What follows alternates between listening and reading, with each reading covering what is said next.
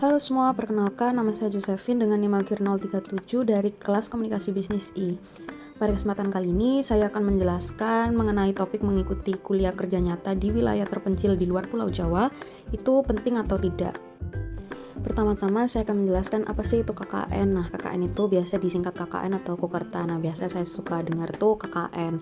Nah, KKN ini tuh adalah bentuk kegiatan pengabdian kepada masyarakat oleh mahasiswa dengan pendekatan lintas keilmuan dan sektoral pada waktu dan daerah tertentu di Indonesia.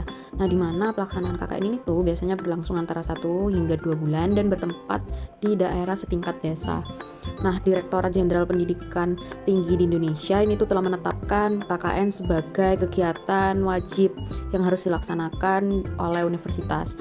Nah, di sini tuh KKN juga memadukan tridharma perguruan tinggi, yaitu pendidikan, penelitian, dan pengabdian kepada masyarakat.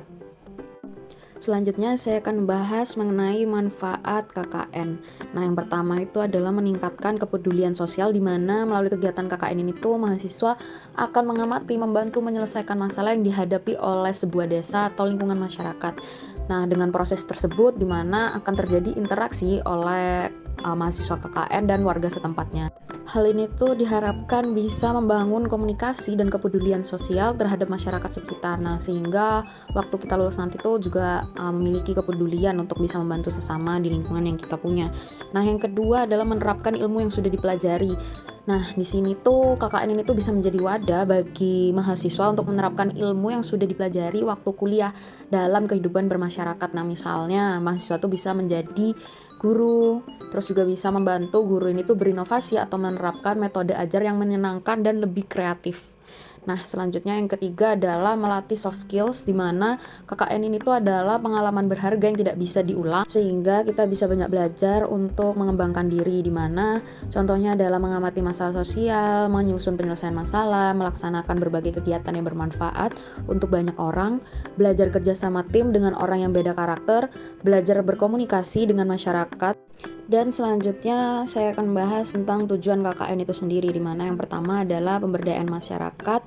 Nah, ini tuh untuk mengatasi masalah-masalah yang dihadapi oleh warga sekitar, di mana mahasiswa ini tuh dapat membantu masyarakat agar lebih berdaya, baik secara ekonomi maupun pendidikan. Nah, karena tujuannya itu adalah memberdayakan, di sini mahasiswa itu perlu melakukan kegiatan yang benar-benar berkelanjutan, sehingga manfaatnya itu dapat dirasakan tidak akan henti waktu KKN saja, tapi akan berlanjut untuk warga desa tersebut. Yang kedua adalah penerapan ilmu pengetahuan, di mana mahasiswa ini tuh dapat mengaplikasikan pengetahuan dan keterampilan yang dimiliki untuk memberikan solusi konkret terhadap berbagai permasalahan yang ada di masyarakat. Nah, ini tuh kesempatan bagi kita untuk membuktikan bahwa apa yang sudah kita pelajari di kuliah itu bermanfaat untuk orang sekitar. Selanjutnya adalah pengembangan karakter mahasiswa, di mana KKN ini tuh menjadi sarana untuk pengembangan karakter mahasiswa, contohnya kepemimpinan, kepedulian sosial, rasa tanggung jawab, keuletan, etos kerja, kewirausahaan, yang nantinya karakter atau nilai kepribadian ini tuh dapat bermanfaat waktu kita lulus. Berikut ini KKN menurut para ahli, di mana Aristoteles 2017 mengatakan KKN adalah kegiatan pemberdayaan masyarakat oleh mahasiswa sebagai perwujudan kegiatan tridharma perguruan tinggi. Tridharma itu sendiri terbagi menjadi 3: pendidikan dan pengajaran, penelitian dan pengembangan, pengabdian kepada masyarakat. Melalui KKN, mahasiswa bisa membangun komunikasi dengan warga dan membangun desa agar menjadi lebih baik. Oleh karena itu, biasanya KKN ini tuh memiliki proyek yang dilakukan selama program berjalan, misalnya vaksinasi masyarakat, penghijauan, sosialisasi pertanian. Nah, KKN ini tuh juga dilakukan secara berkelompok, biasanya dalam satu kelompok terdiri dari anggota lintas jurusan atau lintas fakultas. Dan ada beberapa kampus yang bisa memberi kebebasan mahasiswa memilih sendiri timnya. Tapi ada juga kampus yang sudah menentukan setiap tim KKN. Perbedaan jurusan ini membuat mahasiswa bisa saling melengkapi dengan bidang keilmuan masing-masing. Nah, KKN itu biasa terdiri menjadi 3: KKN reguler, tematik, atau KKN kerjasama dengan instansi pemerintah atau perusahaan. Selanjutnya adalah contoh kasus-kasus yang terjadi selama KKN. Yang pertama adalah seorang perangkat desa diduga lecehkan mahasiswi saat KKN di Kintamani. Nah, di mana ini tuh adalah dugaan pelecehan yang dilakukan oleh seorang perangkat desa Batu Kaang, Kecamatan Kintamani, Bangli, Bali, terhadap seorang mahasiswi yang sedang kuliah kerja nyata di desa tersebut.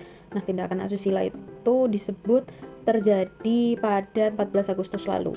Selanjutnya pada kasus 2 kecelakaan Kalimantan, mahasiswa KKN UGM tewas tenggelam, Jumat jenazah tiba di Surabaya, di mana seorang mahasiswa program studi D4 Bidang Pendidikan Sekolah Vokasi UGM angkatan 2013 yang berasal daripada Spungkal Ponorogo, Liris Ayuda Kamarati meninggal karena tenggelam di air terjun Malaris, Lakswado, Hulu, Sungai Selatan, Kalimantan Selatan, siang 7 Juli 2016. Nah, Liris ini tuh meninggal saat menjalankan tugas pengabdian melalui program kuliah kerja nyata pembelajaran pemberdayaan masyarakat di Desa Ida Manggala, Kecamatan Sungai Raya, Kabupaten Hulu, Sungai Selatan, Kalimantan Selatan.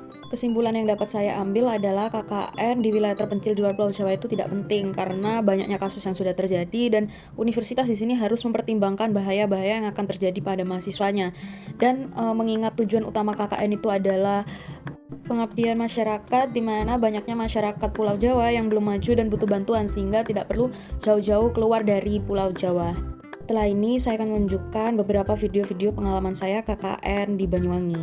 Ini waktu sampai di Banyuwangi di kecamatan, terus ini ke balai desa, terus ini juga ada program digitalisasi, ini ada kesehatan, ini ada pelang jalan, dan ini tuh diajak Pak Kades untuk lihat voli, dan ini tuh juga acara desa.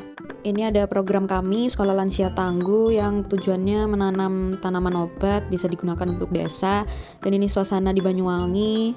Terus kita juga jalan-jalan ke 5 destinasi, ini di Jawatan, ini di Pulau Merah, terus ini juga di Pantai Bum, terus juga ini tuh ke Sendang Seruni untuk berenang, dan yang terakhir air terjun Telunjuk Raung.